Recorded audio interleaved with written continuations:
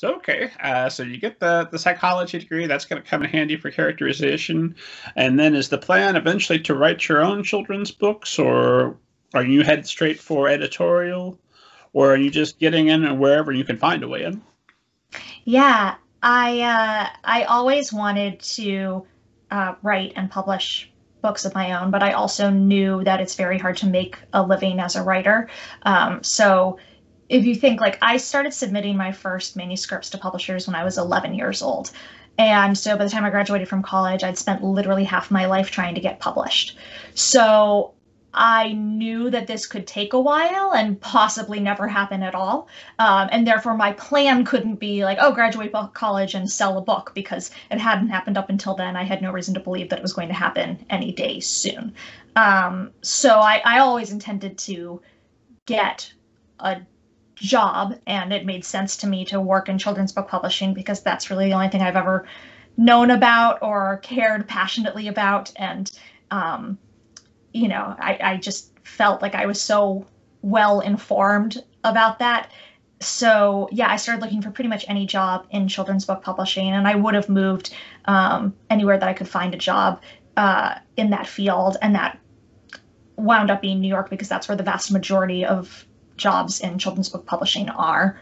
And I do, I wonder if that might be changing going forward as COVID is opening up a lot more opportunities for remote work. I am hopeful that maybe publishing will start to embrace remote workers in a more long-term sort of way. But at the time, I went to New York a few times. I was like living with my mom in Boston, went to New York for a few times for various interviews with children's book publishers. And this job at Penguin doing marketing was the first one I got. So I nabbed it. So now that you're in Austin, but you're still taking on some editorial work, and everybody's working remote for the pandemic anyway, it seems like right away one of the first things you could do to lower your cost as a publisher is stop paying those Manhattan rents. And that would open up, I would imagine, the hiring pool for a great deal more people living across the country who would prefer to pay the same amount of money for a full house as opposed to a studio apartment. Why aren't publishers? Why have they not done that historically? And what might you lose not being in New York where everybody else is congregating? I'm so glad you asked this. I have so many opinions on it. So there are real benefits to being open to remote workers, and there are also real detriments to it. It's not like it's such an easy and obviously good thing to do, and publishers were just, foolishly failing to do it. There is a lot that you lose. It is possible that what you gain outweighs what you lose, but I'm not myself confident about that. So I think, to my mind, like, the biggest reasons to do it is not even about lowering their expenses, though certainly they could do so if they weren't paying New York City rents. For me, it's a lot more about who it is that you get to hire. So obviously we talk a lot about how publishing has a diversity problem, or a lack of diversity problem. And it's not just a question of race, it's also a question of lived experiences. And an inordinately high percentage of people who work in children's books come from backgrounds quite similar to mine, which is to say, like, we grew up in New England or in the greater New York area and went to prep schools and or liberal arts colleges, and then moved to New York City and had our parents help us for at least the first year when we came in making, $30,000. And if you want people with different lived experiences from that, and publishing says that they do, and I think you need to make it a little bit easier for different sorts of people to get into the field.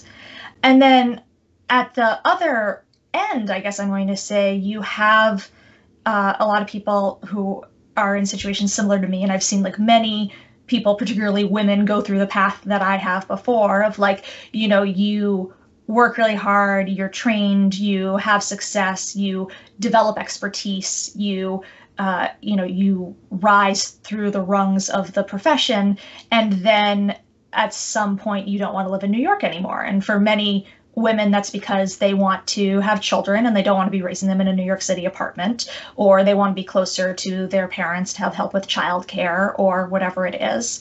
And so you often get people who have 10, 15 years of experience and expertise, and then they have to leave the field because they don't want to be in New York anymore.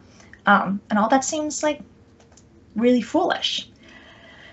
Then on the flip side, though, right, so the benefits of being in New York and having everybody together is there is this, wonderful energy and exchange of ideas, and like the value of the in-person networking and learning opportunities kind of can't be overstated. I mean, when I was working at Viking, both it was collaborating with my teammates in the office. So, every day talking with people in design and copy editing and production and marketing and, building, brainstorming different ways to do things, but also building personal relationships that then we could draw upon in order to make things happen professionally that we wanted to have happen.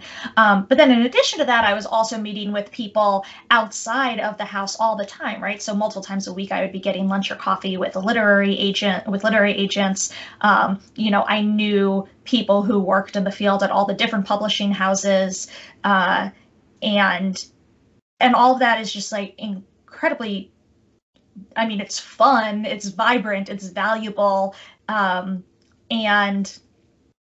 I think right now publishing is really suffering for not having those in-person opportunities. And they've made it work. And there are a lot of ways in which, COVID has forced publishing to get better at remote work, right? So they've set up a lot of computer systems and stuff like that that allow for this, whereas previously, we would circ physical passes. That's how it's always worked. Like they would print out a copy of the picture book and, on big paper, and they would put it on your desk and you would mark it up, and then you would put it on the designer's desk, and then they would put it on the copy editor's desk, and then you would print out the next copy, and this pile of papers that was the picture book would grow and grow. And, so now there is a technology for being like, okay, we don't have to print it out. And, as an editor, if you went on vacation for a week, you came back and your desk would just be piled high with all of the papers of all the books that had circed to you and were just, waiting for you to sign off on. So, so arguably some of that, it's like now that we have the system to do it virtually, we could just keep using the system to do it virtually. But then there's also some of it, like, I have friends who are designers, and when you're talking about like color correcting a picture book, publishers have like rooms with special light and, where you can print something off in exactly the color that the printer is going to make it, and then look at it under these lights and see, what the actual true color tone is going to be. Whereas looking at it on a computer screen, I don't really know how designers are doing that, and it seems like not ideal. They can't all get on maybe the same setting and say, okay, that's the setting we're going to repeat on the book, or it just doesn't work that way? Well, when you're printing physical items, there's kind of like no substitute for the physical item, I don't, but it makes sense.